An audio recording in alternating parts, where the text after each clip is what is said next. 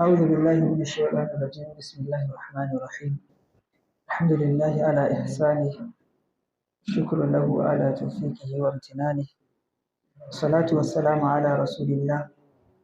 وبعد السلام عليكم ورحمة الله وبركاته. Alaikum assalam wa Muna ƙara miƙa rahmatullahi wa godiya ga Allah madaukakin sarki,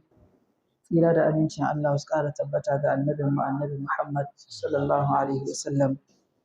Muna jaddada godiya ga Allah wanda ya kawo mu wannan maricin a wannan shiya mai albarka ta Tamaji a kuma cikin wannan masallacin wanda ke kofar gidan Alhaji Abdullahi Gazobi gina da Tamaji Primary School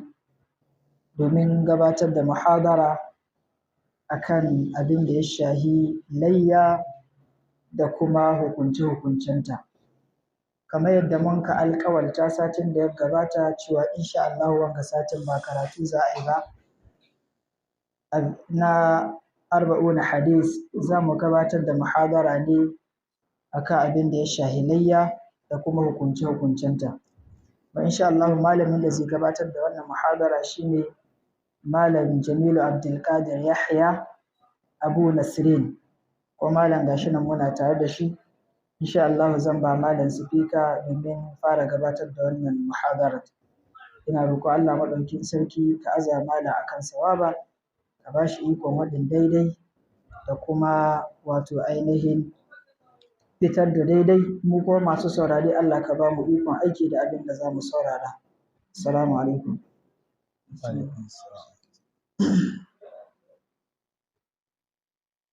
أعوذ بالله السميع العليم من الشيطان الرجيم بسم الله الرحمن الرحيم الحمد لله رب العالمين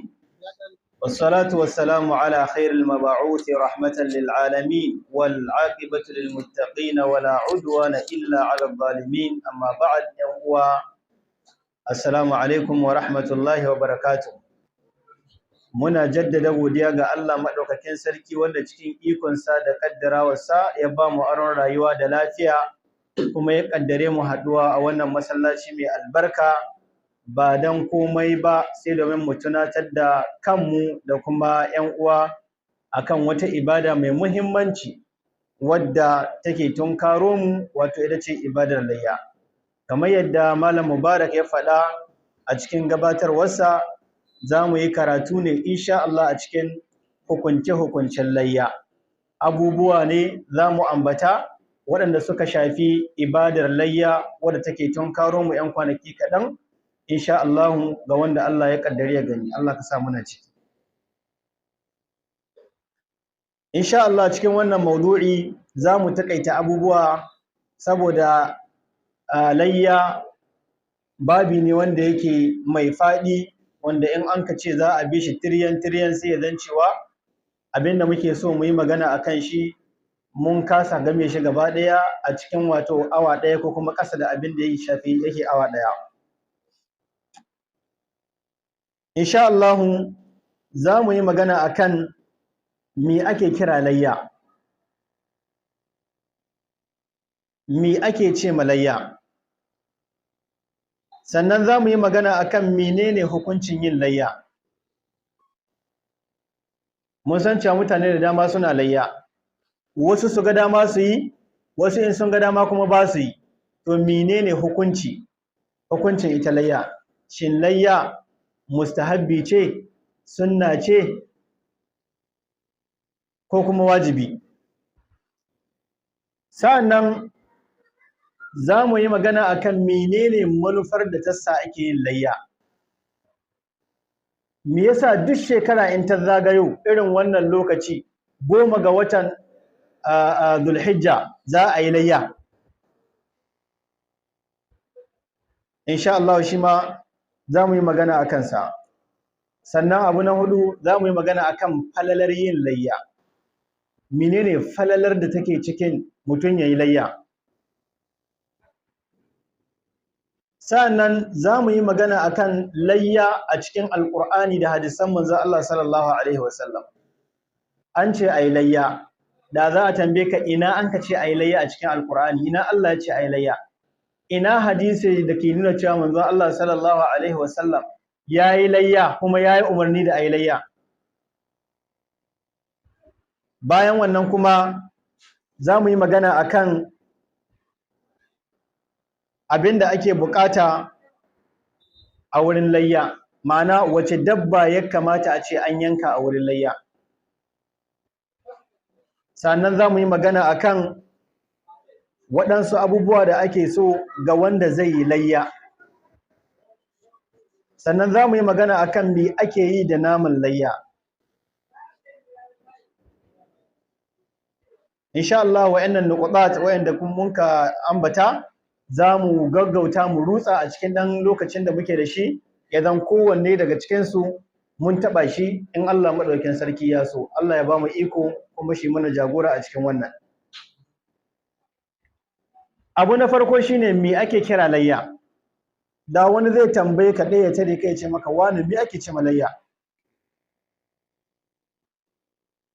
To malamai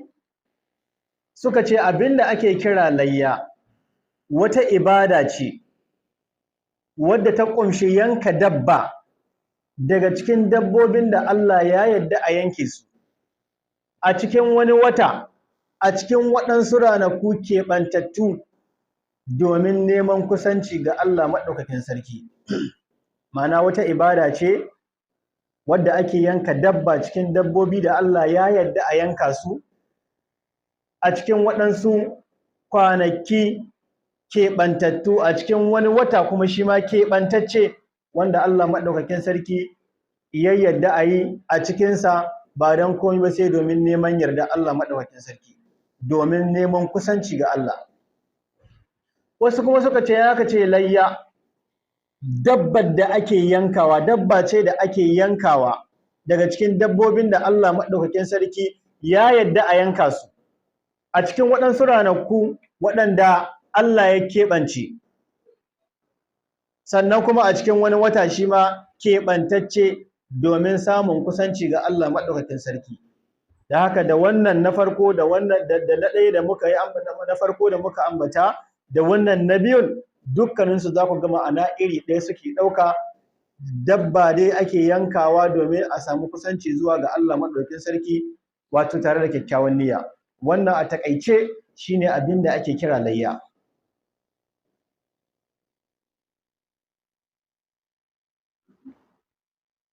Menene hukuncin yin layya? Malamai suna da bambancin ra'ayi game da layya. Akwai waɗanda suke ganin cewa layya sunna ce mai ƙarfi, akwai waɗanda suke ganin mustahabbi ce, akwai waɗanda suke ganin wajibi ne mutum shi layya matukar Allah ya hore mai abin da zai yi layya, kuma su ne waɗanda suka fi yawa. In dai Allah maɗaukakin sarki ya hore ma abin da za ka yi layya, to kai yanzu ba magana ake akan an so ka yi layya ba, yanzu layya ta canza daga gare ka hukuncinka, ta zama wajibi gare ka sai ka yi layya. In dai Allah ya mallaka maka abin da za ka iya sayan ɗaya daga cikin waɗannan dabbobi da Allah ya ambata a cikin Alƙur'ani a yi layya da su, kana da kuɗin sayan su, ko da ko bunsuru ne ko akuya su da suke matakin farko na ƙasa, to ka sani layya ta zama wajibi a gare ka. Wannan ra'ayi mazhabar mu ta Malikiya tana bisa gare shi, mazhabar Hanafiya ita ma tana bisa gare shi, haka Sheikhul Islam Ibn Taymiyyah shi ma ra'ayin da ya ɗauka kenan, cewa in dai Allah ya baka abin da zaka sayi dabba ka yi layya, to layya ta zama wajibi a kanka. To sai mu sake dawowa mu ɗauki wannan hukuncin sai mu ɗora shi ga kanmu mu gani, shin layyan nan ta zama wajibi gare ni yanzu da nake magana? Me na mallaka wanda za a cewa lalle yanzu layya ta zama wajibi a gare ni? To zaka ga matashi shina da waya sama da ta 70,000 zuwa sama, sannan babu yadda za a iya bari data ta kace mai, amma da zaran ibadar layya ta zo sai kaga ya ja baya, wai shi wallahi yanzu bai da abin da zai yi layya. Ba cewa mun kai ka sai da wayar ka ba, ka sai dabba da za ka yi layya, ko haka kai abu ne mai kyau, amma ta ya an kai ka samu wa'annan kuɗi da ka iya tara su har ka siya waya don ka ɗebe ma kanka takaici misa baka bi the same plan ba ka tara kuɗi saboda in laye ta zo ibadan nan da ake neman kusancin Allah zuwa gare ta ya zan cewa kai ma ba a bakka baya ba ka yi ta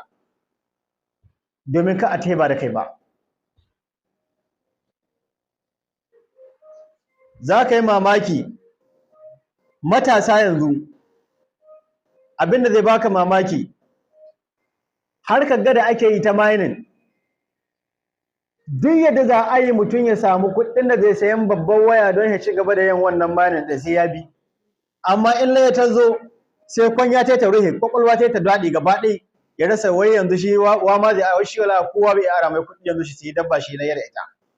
saboda abin bai cikin rai ne amma waccan shiririta da a cikin rai ne ya san hanyar da zai bi ya sami wa'annan kuɗi ya sayi waya da cin bashi da yin asusu da duk kulle-kullen da zai haɗawa domin ya ga cewa ya sayi wannan waya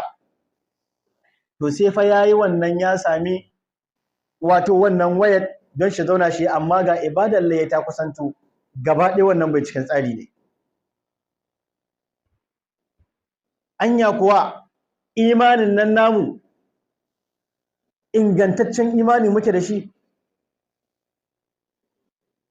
Allah madaukakin sarki yake cewa bal tu'thiruna al-hayata ad-dunya mutane suna fifita rayuwar duniya wal akhiratu khairun wa abqa alhali lahira ita tafi zama alkhairi kuma ita ce tafi wanzuwa wannan duniya karewa za ta yi kuma duk abin da ka samu cikin ta karewa zai haka kuma zaka ga matashi yana daga cikin mentality na matasa wai shi in ba aure ba bai layya shi abinda kawai ya fahimta in kana da aure za ka yi layya in baka da aure kuma babu magana yin layya dan ko 100 nawa gare shi to suna nan cikin account din shi aje babu yadda za a iya sai dabba yayi magana cewa zai yi layya da ita domin ya samu kusanci zuwa ga Allah madaukakin sarki wannan shi ma abu ne wanda ya kamata a ce mun sake dawowa mun yi gyara gare shi mu matasa duk lokacin da kake so Allah ya sanya ma rayuwarka albarka kada ka yi wasa da wani aiki na ibada da an ce wannan ibada ce musamman ibada wadda za ta kusanta ka zuwa ga Allah madaukakin sarki kamar layya to kamata yayi ka yi mata budget na musamman a ce daga yanzu ka ɗaukan ma kanka alƙawalin ba za a sake yin layya ba da kai ba to duk shekara kafin wannan lokacin ya zo ka riga ka tara kuɗin da za ka iya sayan rago kai layya da shi gaba ɗaya nawa rago yake duk tsadar rago lahirar rago wanda za a iya yankawa mai kyau 150,000 150,000 ka raba wa'annan kuɗaɗe ka gani cikin kwana 360 shekara naira nawa na za ka rinka jihawa asusu wanda za ka tara wa'annan kuɗi sai ka ga ba wani abu bane amma saboda rashin plan da aka gare mu sai ya zan waga shekara baka yi ba waccan shekara baka yi ba haka a zo a jere shekaru baka taɓa yin layya ba amma fa baka yadda wayar ka ta hannu ta samu matsala in yau ta samu matsala baka yadda sati ya zagayo ba a sake sayan wata ba amma baka samu yin layya ba har shekara da sake zagayowa kuma baka samu yin layya ba mi a hujjar da gare ka a wurin Allah madaukakin sarki to mun ji cewa layya wajibi ce ga duk wanda Allah ya mallaka mishi abin da zai iya sayan dabba ko da bunsuru ne ko akuya menene manufar yin layya menene manufar yin layya da wani zai tambaye ka layyan nan da ake yi duk shekara idan aka zo 10 ga watan Zulhijja menene hikimar yin ta mana menene manufa game da yin ta dukkaninmu nan muna da kissa annabi Ibrahim alaihi salam annabi Ibrahim annabin Allah ne kuma badaɗayin Allah Khalilur Rahman Ubangiji subhanahu wata'ala yawa annabi Ibrahim alaihi salam wahayi a cikin kwanansa akan cewa ya yanki ɗane ya yi layyar shi Ismail wannan ɗa da aka ce ya yanke annabi Ibrahim da ƙyar ya same shi domin ko da ya same shi ya riga ya tsufa gaba ɗai, matar shi ita ma ta yi tsufan da ta bar haihuwa. Akwai wata Mariyatul Qibtiyya wadda take kuyanga ce ga ita wannan uwar gidan tashi, sai ta bashi ita yayi sadaka da ita, sai kuma Allah ya kaddare aka samu wannan ɗa Isma'il, wanda daga ƙarshe ya ɗauke shi daga wannan gari nasu suka koma Makka, nan wurin ɗakin Ka'aba, nan ya kai su ya aji. Wannan yaro ya fara tasawa, sai gashi Allah maɗaukakin sarki ya gwada ma Annabi Ibrahim a cikin baccinsa akan cewa wannan ɗan ƙwara guda da kake da shi ka yanka shi kai laye da shi. Jarabawa ce, Allah sai ya turo maka jarabawa ta inda baka tsammanin ta, a jijjiga ka a gani shin za ka iya haƙuri ko kuma ba za ka yi haƙuri ba. Shi kuma mafarkin annabawa gaskiya ne, duk abin da za a kawo musu saƙo wanda suna farke idanuwan suna buɗe, to daidai yake da irin saƙon da za a ba su a cikin baccinsu. Da haka Annabi Ibrahim alaihi salam da ya tashi daga wannan bacci nasa, sai ya je ya samu wannan yaro nashi, ya ce mishi, ya bunayya, ya kai ƙaramin ɗana, inni ara fil manami, ka sani na gani a cikin bacci na, anni azbahuka, gani ina yanka ka, fanzur ma za tara, ka je ka duba ka gani. Ni ka ce, na yi mafarkin ga ka na kwantar ina yanka ka, Allah ya umarce ni in yanke ka. Amma da yake shi wannan ɗa ba irin ɗiyan yanzu na ba, sai ce mishi, ya abati, ya kai mahaifina, if almatu umar, kawai ka aikata abin da Allah ya umarce ka, za ka same ni a cikin masu haƙuri. Yanzu ka auna da kanka, babanka ɗaya ya ce, wallahi wane na yi mawarki Allah ya ce in yanke ka. Ai ina ganin da ran nan ba ka kuma kwana gidan nan, ba ka yadda. Amma shi ana gaya mishi ya ce ka aikata kawai abin da Allah ya umarce ka. Da haka Annabi Ibrahim alaihi salam ya shiga ya ɗauko yuƙa, ya ja yaron ya tafi da shi. Allah maɗaukin sarki yake bada labarin wannan hadisa, ya ce falamma aslama, yayin da suka miƙa wuya duka su biyu, shi baban ya yarda ya yanka ɗane ƙwara guda wanda shi kaɗai Allah ya bashi duk duniya, sannan shi ma ɗan ya miƙa wuya ya yarda baban ya yanke shi. Wa tallahu lil jabin, Annabi Ibrahim ya kifar da yaron akan goshinsa,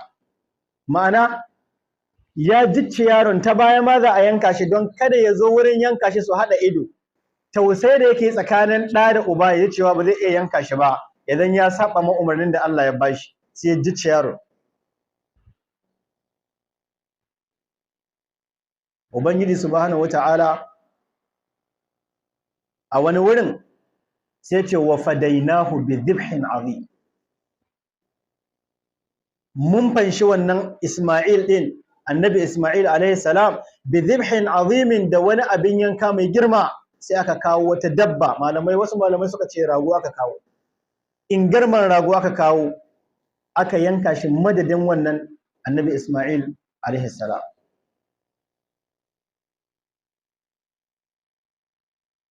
Yayin da ya ɗora yuƙa zai yanka, Allah ce wa nadainahu an ya Ibrahim, sai muka kira shi muka ce, ya kai Ibrahim, kada saddaqata ru'ya, haƙiƙa ka gasgata mafarkin da ka gani. To sai aka kawo wannan dabba aka fanshi shi wancan ɗan, sai aka yanka wannan dabba madadinta. Don haka Annabi Ibrahim alaihi salamu shine farkon wanda ya fara yin ibada ta layya. To daga wannan lokaci duk wannan rana ta sake zagayowa 10 ga watan Zulhijja, to za a zo a yi layya.